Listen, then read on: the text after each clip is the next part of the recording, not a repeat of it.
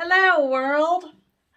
Today I want to talk a little bit about trust, and by trust I mean more of the trust what's going to happen, trust that things are going to work out.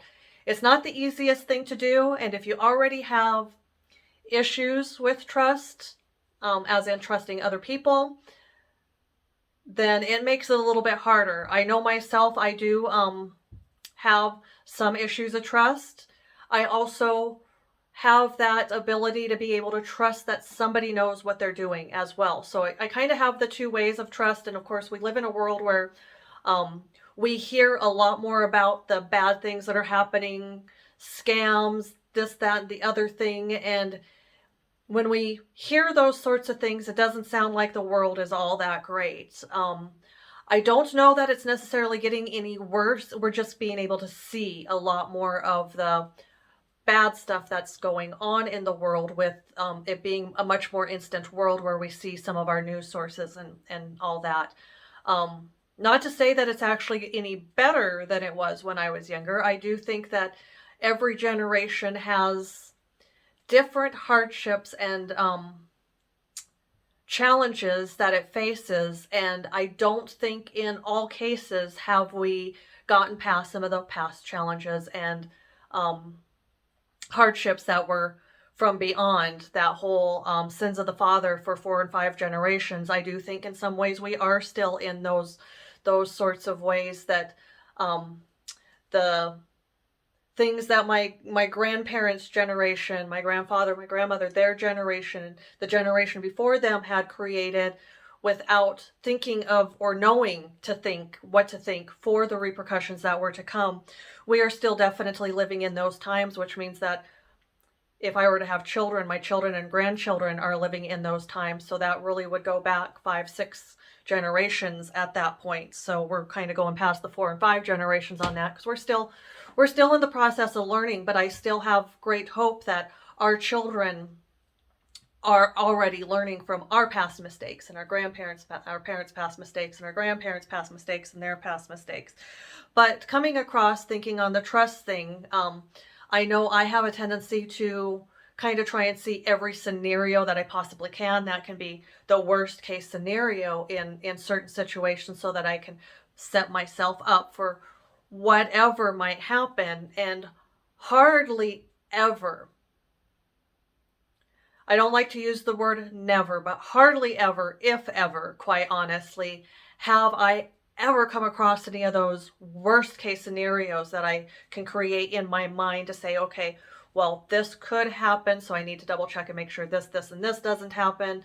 So a lot of times I can think of the worst case scenario and it doesn't ever happen. So I know even yesterday a lot happened in my world, and I went to sleep last night, and of course the mind starts going, well, what about this? Because these sorts of things are going on in the world. This could potentially happen. And I was still kind of in that mindset that I need to turn this off. I need to turn the stinking thinking, in a sense, off. The strategic what ifs off. I need to turn those sorts of things off, because I need to release and let go and trust that, just as always, my life is going exactly as it's supposed to. It always has, and it always will. So it took me a little while, and of course this morning already got all the questions that I had answered, and it's just kind of like, yeah, I knew I needed to just kind of unwind and trust, but my brain also had to go through its normal thinking patterns. And this morning, of course, when I get up, do my motivational stuff, finished up the Joyce Meyer's 100 Ways to Simplify Your Life, and the first chapter I started on today was chapter 9. It's never too late to begin again. And of course, starting in that chapter, it really talked about the idea of trusting in God, and trust that God knows beforehand and already knows what's going to happen and already has the plan. And I've always pretty much been able to do that, even though I still put that thought in my head, the what ifs. So still working on that in my own. And then I also am reading, I actually won this book from Goodreads, Daily Messages to Illuminate Your Spiritual Life. And the one that I ended up with yesterday morning was you're building a firm foundation, planting roots in your own life through creating a greater sense of harmony within yourself and in the relationships with the world around you. You are stepping back into your power, your confidence, and your worth by recognizing the divine being that you are, which is making room for future abundance, love, prosperity. The fear of constantly being uprooted is in the past, and now you're anchored into an energy of harmony, peace, and love. Well done. And that was yesterday morning's that I read. Last night's, before I went to bed, was released expectations for how you think something should be. Step into the place of receiving and allowing. This energy of surrender is what brings you into alignment with the universe.